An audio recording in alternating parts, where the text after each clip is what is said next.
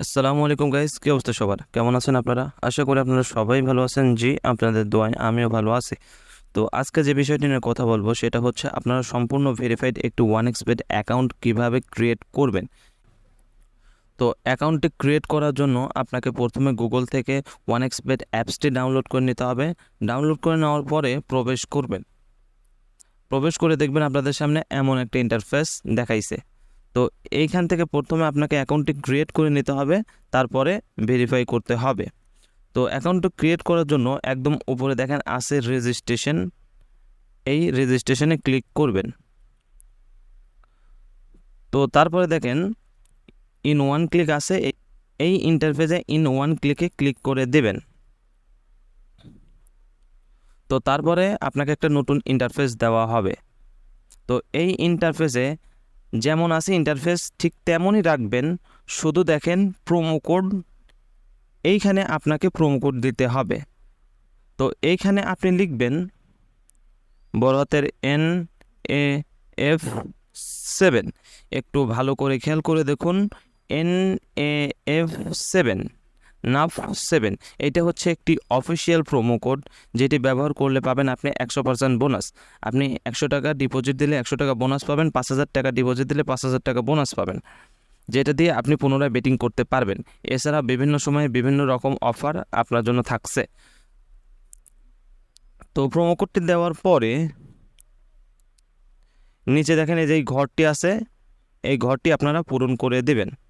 পূরণ করে দেওয়ার পরে এই রেজিস্টার বাটনে আপনারা ক্লিক করে দেবেন। ক্লিক করে দেওয়ার সাথে সাথে আপনাকে একটা ক্যাপচা সলভ করতে দেবে। তো ক্যাপচাগুলো সলভ করে দেবেন। সলভ করে দেওয়ার পরে আপনাকে একটি ইউজার নেম এবং পাসওয়ার্ড দেবে, ঠিক এই রকম, যে ইউজার নেম হবে আপনার অ্যাকাউন্টের লগ ইন ইউজার নেম এবং পাসওয়ার্ড, যেটা দিয়ে আপনি অ্যাকাউন্টটি লগ ইন করতে পারবেন। অবশ্যই এটার একটা স্ক্রিনশট নিয়ে রাখবেন এবং সেভ করে রাখবেন। তো এই ইউজার নেম এবং পাসওয়ার্ড দিয়ে আপনারা আপনার অ্যাকাউন্টটি ওয়ানএক্সবেটে লগ ইন করে নেবেন। তো অ্যাকাউন্টে দিয়ে লগ ইন করার পরে আপনাকে এখন করতে হবে ভেরিফাই। তো অ্যাকাউন্টটি ভেরিফাই করার জন্য আপনাকে ভেরিফাই স্টেজে যেতে হবে।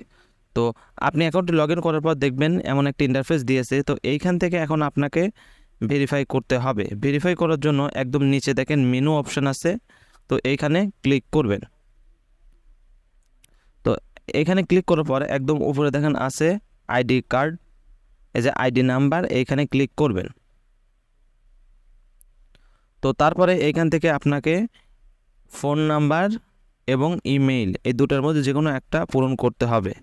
এই দেখেন মাঝ বরাবর, তো এটা হচ্ছে ইমেইল অথবা ফোন নাম্বার, এখান থেকে যে কোনো একটা আপনাকে লিঙ্ক করতে হবে। তো এখান থেকে আমি ব্যক্তিগতভাবে মতামত দেবো, আপনারা ফোন নাম্বার অ্যাড করবেন। ফোন নাম্বারটি অ্যাড করার জন্য এই দেখেন এই যে লিঙ্ক আছে, এই লিঙ্কে ক্লিক করবেন। তো লিঙ্কে ক্লিক করার পরে এইখানে আপনাকে আপনার ফোন নাম্বারটি বসাতে হবে। এখানে আপনি আপনার ফোন নাম্বারটা বসাই দেবেন।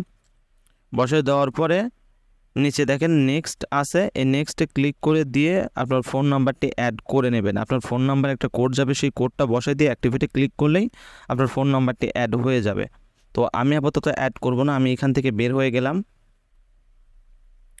তো তারপরে আপনাকে আপনার ব্যক্তিগত ইনফরমেশনগুলো দেওয়া লাগবে। তো এই জন্য আপনাকে একদম উপরে আছে দেখেন ইন্টার ডিটেলস, এইখানে যেতে হবে। তো এইখানে ক্লিক করে দেবেন। তো এখন এইখানে আপনাকে আপনার ব্যক্তিগত ইনফরমেশনগুলো দেওয়া লাগবে। তো একদম প্রথমে আছে দেখেন সারনেম। তো এখানে আপনি কি দেবেন, আপনার নামের, আপনার যে মেইন নামটা সেই নামটা এখানে দিয়ে দিবেন। আমার নাম মোহাম্মদ নাসির ইসলাম, তো এইখানে আমি নাসির লিখব। তো যে এইখানে আপনার মেইন নামটা দিয়ে দিবেন। তো তারপরে আছে দেখেন ফার্স্ট নেম। তো এইখানে উপরে যে নামটি দিয়েছেন এই নামটা আবার পুনরায় এখানে দিয়ে দিবেন। তো তারপরে আছে দেখেন পেট্রিয়টিক নেম, এখানে আপনার নামের পরের অংশটুকু দিতে পারেন। তো তারপরে আছে দেখেন, তো এইখানে আপনার ভোটার আইডি কার্ডের যে জন্ম তারিখটি আছে সেই জন্ম তারিখটি এখানে দিয়ে দেবেন। আর উপরে যে নামগুলো দেবেন অবশ্যই ভোটার আইডি কার্ডের সাথে সম্পৃক্ত থাকতে হবে। তো তারপরে আছে দেখেন প্লেস অফ বার্থ, অর্থাৎ এইখানে আপনার জন্মস্থানটি লিখতে হবে, আপনার জন্মস্থানটি কোথায়, প্লেস অফ বার্থ। এইখান থেকে আপনি অবশ্যই বাংলাদেশ লিখবেন। তো তারপরে আছে দেখেন রিজিয়ন, এইখানে এসে সিলেক্ট করতে হবে আপনি কোন বিভাগের। এখানে আপনার এইখানে আপনি আপনার বিভাগটি সিলেক্ট করে দেবেন। তো তারপরে আছে দেখেন সিটি। সিটি হচ্ছে আপনি কোন জেলায় থাকেন সেই সিটি, অর্থাৎ আপনি কোন জেলায় থাকেন সেই জেলাটি এখানে সিলেক্ট করে দেবেন। তো তারপরে হচ্ছে দেখেন রেসিডেন্স অ্যাড্রেস। এইখানে এসে আপনাকে আপনার রেসিডেন্স অ্যাড্রেস অর্থাৎ আপনার উপজেলার নামটি সিলেক্ট করতে হবে। তো এইখানে এসে আপনি আপনার উপজেলার নামটি লিখে দিবেন।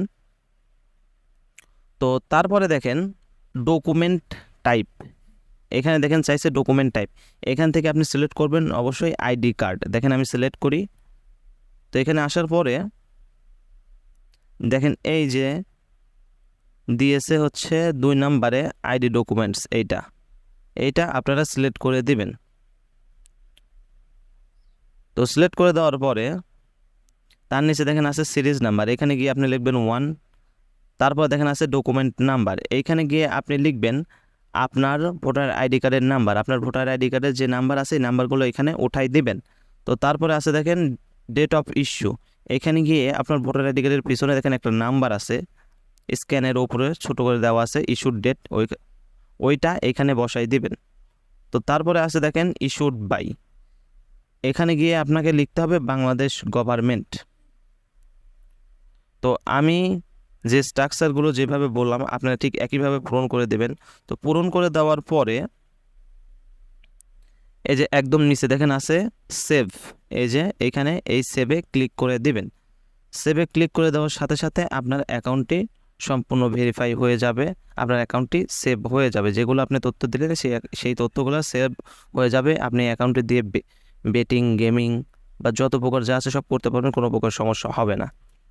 কেউ যদি এই প্রসেসটি ফলো করতে না পারেন, যদি কোনো বাধাপ্রাপ্ত হন, তাহলে ডেসক্রিপশন বক্সে আমার একটা গ্রুপের লিঙ্ক দেওয়া থাকবে।